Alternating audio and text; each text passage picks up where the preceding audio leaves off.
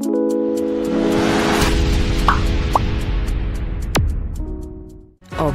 adalah seni. Melanjutkan yang pembicaraan kita sebelumnya, yang kemarin cuma baru syarat untuk uji in vivo berat badan dan parameternya apa ya, harus homogen dan harus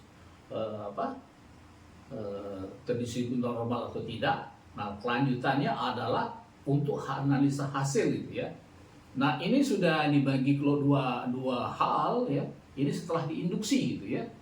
Jadi untuk menganalisa awal ini adalah before after. Jadi sebelum dan sesudah diinduksi gitu ya. Berapa kadar TNF alfanya gitu ya. Balik lagi di sini kadar 200 mg dari 96 ke 72 gitu ya. Dan satu lagi adalah dari dosis 400 ke 64 ini. Walaupun selisihnya 5, ini selisihnya jauh sekali ya, 14. Tapi yang lebih bermakna yang 400. Nah, inilah yang kadang-kadang untuk mahasiswa yang baru mengenal penelitian ya, waktu awal memasukkan atau membuat distribusi atau normal, ini sebenarnya kalau ada salah satu kelompok yang agak hasilnya rata itu di luar ataupun terlalu tinggi ataupun terlalu rendah, disebut outlier, sebenarnya harus diganti gitu ya. Ini kalau kita lihat ini ya, standar deviasinya itu lebih dari 20% gitu ya. Jadi yang untuk dosis 200 mg ini, sehingga walaupun selisihnya jauh tapi kemaknaannya itu lebih pada 400. Jadi untuk mengatakan kemaknaan gitu ya.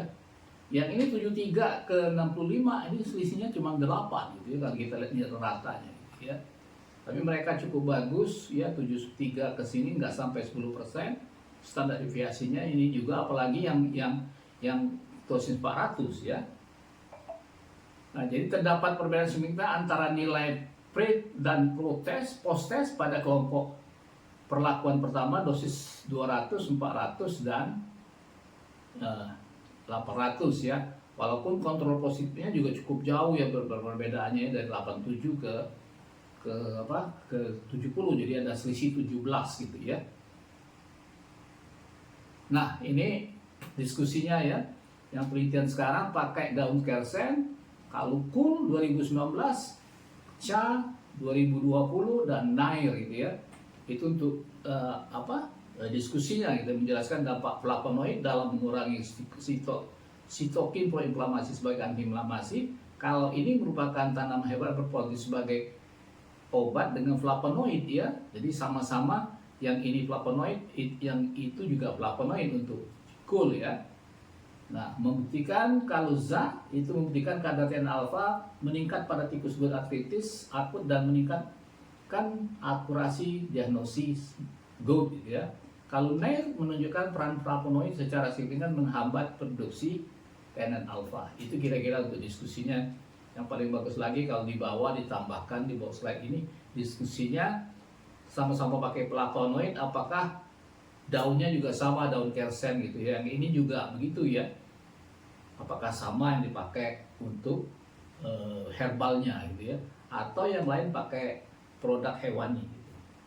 Nah, ini yang untuk menyatakan mana yang lebih efektif. Inilah sebenarnya untuk menjawab ya hipotesa ya. Tadi kan tidak ada perbedaan efektivitas antara herbal kita dengan drug of choice ya. Jadi kontrol negatif terhadap kontrol positif itu ya sangat berbeda bermakna. Dari 81 kalau kontrol negatif, kontrol positifnya 70. Jadi complangnya jauh sekali, selisihnya 11 gitu ya. Yang jadi permasalahan yang dari 200 ini ke 800 ya. 200 ke kontrol negatif berbeda bermakna, tapi 200 ke 400 tidak berbeda bermakna. 200 kontrol positif tidak berbeda bermakna. Jadi di 200 ini sudah sama sebenarnya efektivitas antara herbal dengan drug of choice. Jadi di 200 ini sudah terjawab sebenarnya hipotesa kita bahwa tidak ada perbedaan bermakna antara daun kersen dosis 200 mg terhadap kontrol positif colchicine gitu ya. Tapi pada dosis 400 dia berbeda bermakna, tapi pada yang 800 juga dia berbeda bermakna gitu, 0,029 gitu ya. Jadi 64, 65 ke 70 ya, jadi masih rendah yang dosis 400 dan 800. Nah, untuk diskusinya menggunakan dosis 100, 200, 400 itu rahmitul pada tikus yang diinduksi dengan karikini menyebabkan inflamasi. Ya, kalau gultom menggunakan dosis 300, 400, 500 pada tikus yang diinduksi kalium oksanat. Ya, kalau yang saprida dan kawan-kawan itu menggunakan dosis 150, 300, 450 pada tikus model diabetes gitu ya. Jadi agak sedikit beda untuk saprida, dia bukan pada inflamasi tapi pada diabetes ya, pada gula darah gitu ya. Nah, ini untuk menjawab yang terakhir, tujuan khususnya untuk melihat dosis kesesuaian. Nah, ini yang dipentingkan adalah yang saya kemarin ngomong gitu ya. Jadi dalam uji in vitro in vivo ada dua kesimpulan statistik untuk menjawab hipotesa, dan satu lagi kesimpulan farmakologi untuk mengetahui potensi obat. Kalau kita lihat dari baris ke kolom dan row gitu ya, kita lihat dari dosis 200 ke dosis 2 gitu ya, itu berbeda bermakna. Dosis 200 ke dosis 3 juga berbeda bermakna, tapi ke kontrol positif tidak berbeda bermakna gitu ya, ke kontrol negatif berbeda bermakna.